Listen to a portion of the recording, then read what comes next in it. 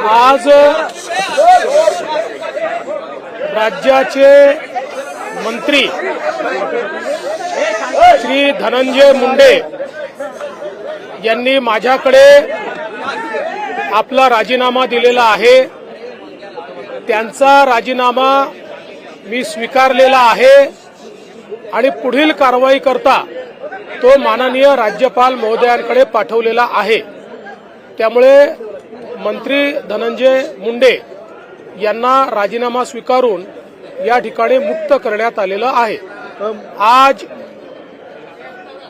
महाराष्ट्र के मंत्री श्री धनंजय मुंडे इन्होंने अपने पद का इस्तीफा मुझे सौंपा।